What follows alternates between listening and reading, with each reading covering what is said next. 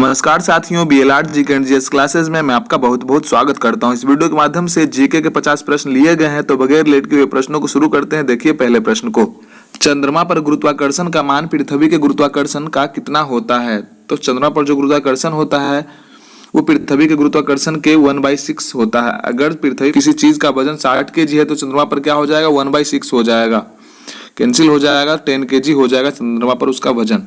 चंद्रमा से परावर्तित प्रकाश पृथ्वी पर कितने समय में पहुंचता है? तो 1.3 सेकेंड कह सकते हैं, अप्रोक्स 1.28 सेकेंड्स हो जाता है 1.28 सेकेंड्स। किसने यूरेनस ग्रह की खोज की थी? तो यूरेनस ग्रह की खोज करने वाले जो व्यक्ति थे कौन थे? विलियम हर्शेल थे। सूर्य के प्रकाश द्वारा एक वर्ष में तय की गई दूरी को क्या कहते हैं? तो सूर्य के द्वारा एक वर्ष में प्रकाश के द्वारा तय की गई दूरी को हम एक प्रकाश वर्ष कहते हैं। यह जो होता है दूरी की मात्रक होती है। एक पार्सेक कितने वर्ष के बराबर होता है? तो एक पार्सेक जो होता है कितने प्रकाश वर्ष के बराबर होता है? तो 3.6 प्रकाश वर्ष के बराबर होता है। पार्सेक जो होती है, दो खगोलीय पिंड के बीच की दूरी को ज्ञात करने के लिए पार्सेक का यूज किया जाता है। तारों का विभिन्न रंग किसका सूचक होता है? जो तारों का जो विभिन्न रंग होता है किसका सूचक होता है? उसके ताप पर निर्भर करता है, उसका जो रंग होता है ताप पर निर्भर करता है। महाविस्फोट सिद्धांत किससे संबंधित है? जो महाविस्फोट सिद्धांत है, जिसे हम बिग बैंग थ्योरी भी कह सकते हैं, बिग बैंग थ्योरी किससे संबंधित है? तो ब्रह्मांड के उत्पत्ति से संबंधित है। बिग बैंग थ्योरी जो है ब्रह्मांड के उत्पत्ति से संबंधित है। आकार में बड़ा होने के कारण किस ग्रह को मास्टर ऑफ गॉड्स भी कहते हैं? तो बृहस्पति को मास्टर ऑफ गॉड्स भी कहते हैं, क्योंकि यह सबसे बड़ा ग्रह है। सौरमंडल का सबसे बड़ा तारामंडल कौन सा है? तो सौरमंडल का जो सबसे बड़ा तारामंडल है हाइड्रा है, सौरमंडल का सबसे बड़ा तारामंडल। सूर्य का व्यास पृथ्वी के व्यास से कितना गुना अधिक है? तो सूर्य का जो व्यास जो है पृथ्वी के व्यास से 109 गुना अधिक है। ऐसा कहा जा सकता है कि सूर्य में 109 पृथ्वी भी समा सकती है। भारत किस गोलार्ध में अवस्थित है? तो भारत किस गोलार्ध में अवस्थित है? उत्तरी पूर्वी गोलार्ध में भारत जो है अवस्थित है, उत्तरी पूर्वी गोलार्ध में। हम यहाँ कह सकते हैं कि भारत का जो लोकेशन है बिल्कुल ही यहाँ पे स्थित है भारत का लोकेशन। क्षेत्रफल की दृष्टि से भारत जो है विश्व में कौन सा स्थान रखता है? तो 7वां सबसे बड़ा देश है क्षेत्रफल की दृष्टि से भारत। और जो सबसे बड़ा जो देश है क्षेत्रफल की दृष्टि से सबसे पहला स्थान पर तो रूस है, रसिया हम कह सकते हैं उसे। भारत का क्षेत्रफल विश्व के कुल क्षेत्रफल के कितने प्रतिशत है? तो 2.4% है क्षेत्रफल में।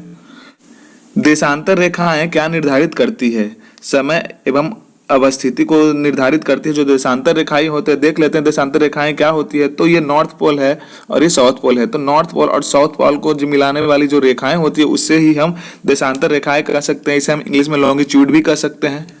कर्क रेखा जिसे हम ट्रॉपिक ऑफ कैंसर भी कहते हैं, भारत के कितने राज्यों से होकर गुजरती है? तो कर्क रेखा जो है भारत के 8 राज्यों से होकर गुजरती है, जिस गुजरात, मध्य प्रदेश, राजस्थान और छत्तीसगढ़, झारखंड, ये सभी जो मिजोरम जो है, ये सभी जो राज्य हैं भारत में कर्क रेखा इनसे होकर गुजरती है।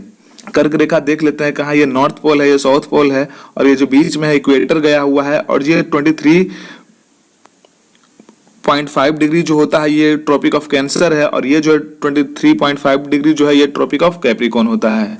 कौन सा अक्षांश भारत को लगभग 2 बराबर भागों में विभाजित करती है? तो 23.5 डिग्री जो उत्तरी अक्षांश जिसे हम कर्क रेखा भी कहते हैं, यह भारत को लगभग 2 बराबर भागों में विभाजित करती है। भारतीय मानक समय रेखा जिसे इंडियन स्टैंडर्ड टाइम IST भी कह सकते हैं, 82.5 डिग्री किस शहर से होकर गुजरती है? तो इलाहाबाद के निकट जो है मिर्जापुर, वहां से होकर गुजरती है। भारतीय मानक समय एवं ग्रीनविच मध्य समय के बीच में जो अंतर होता है, कितना घंटे का अंतर होता है? तो 5.5 घंटे का अंतर होता है।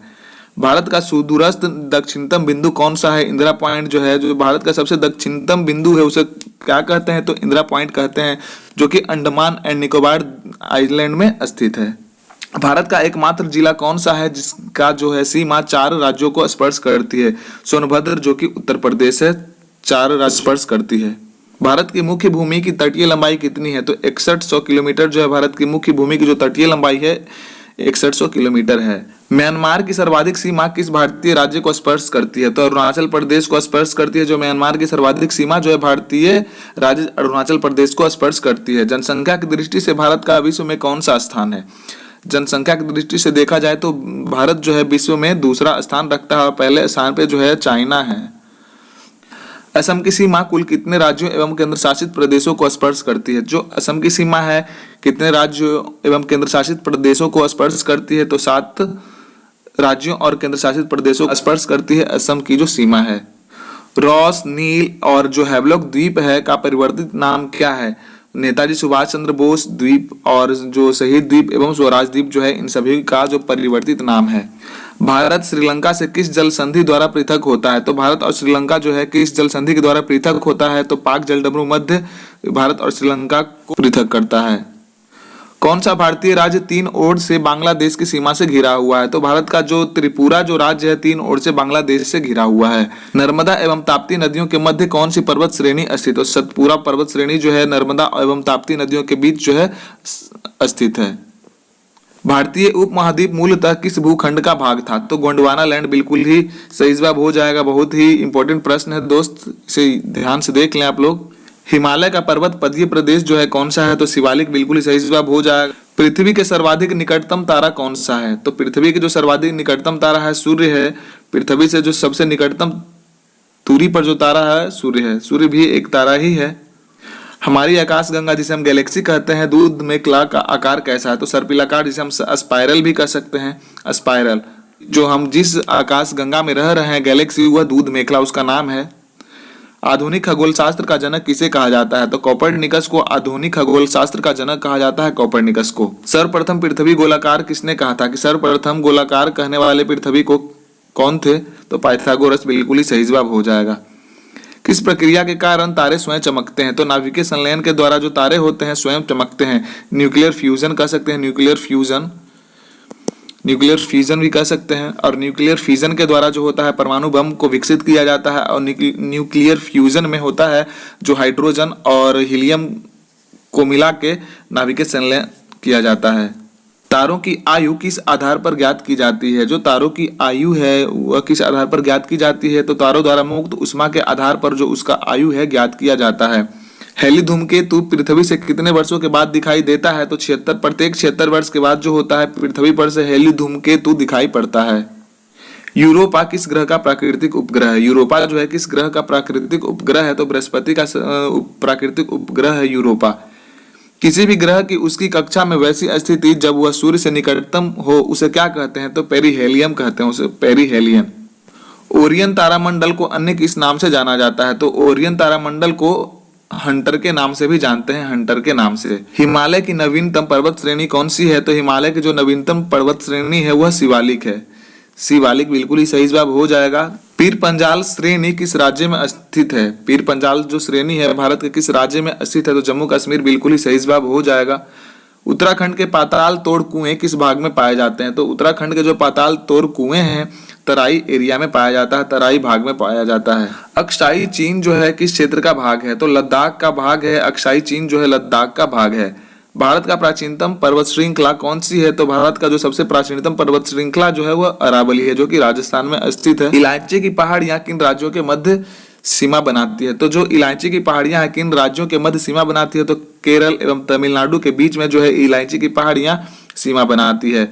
सेवराय पहाड़ियां किस राज्य में स्थित है? तो सेवराय जो पहाड़ियां हैं किस राज्य में स्थित है? तो तमिलनाडु बिल्कुल ही सही जवाब हो जाएगा। सेवराय की जो पहाड़ियां हैं तमिलनाडु में स्थित है। भारत की सर्वोच्च पर्वत चोटी कौन सी है? तो भारत की जो सर्वोच्च पर्वत चोटी है वह K2 है, जिसे हम गोडविन आस्टीन भी कह सकते हैं। इसकी जो ऊंचाई है 8611 मीटर है। दक्षिण भारत की सबसे ऊंची चोटी कौन सी है? तो दक्षिण भारत की जो सबसे ऊंची चोटी है कौन सी है? तो अनाईमुडी बिल्कुल ही सही जवाब हो जाएगा, जो कि केरल में स्थित है। नीलगिरी पर्वतमाला भारत का विस्तार किन राज्यों में है? नीलगिरी पर्वत का जो माला है उसका जो विस्तार है भारत के किन राज्यों में है? तो तमिलनाडु एवं केरल में बिल्कुल ही सही जवाब हो जाएगा। तो दोस्त आज के लिए सिर्फ इतना ही क्वेश्चन था, फिर मिलेंगे अगले वीडियो में। धन्यवाद, जय हिंद।